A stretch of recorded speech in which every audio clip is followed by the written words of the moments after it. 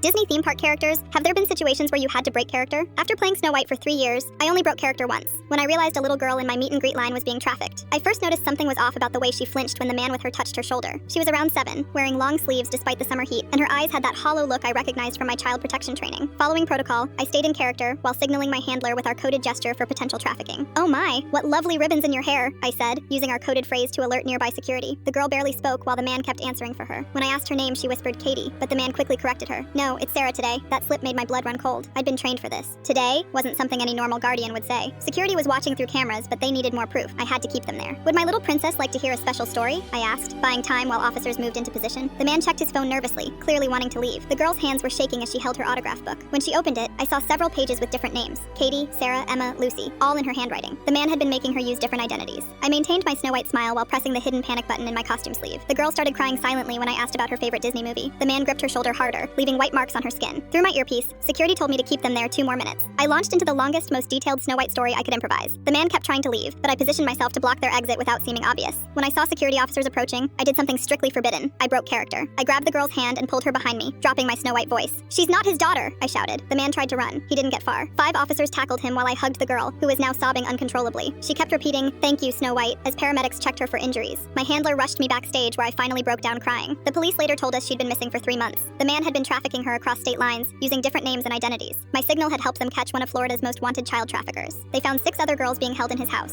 He'd been bringing them to Disney World as a reward when they cooperated, forcing them to act happy in public. The autograph book was his way of keeping track of their fake identities. The girl's real name was Ashley. She was reunited with her parents 2 days later. Disney gave them lifetime passes, and she visits me every year on the anniversary of her rescue. She's 15 now and wants to become a child protection officer. I got called to a meeting with Disney executives, expecting to be fired for breaking character. Instead, they created a new, extensive training program for character performers to spot trafficking.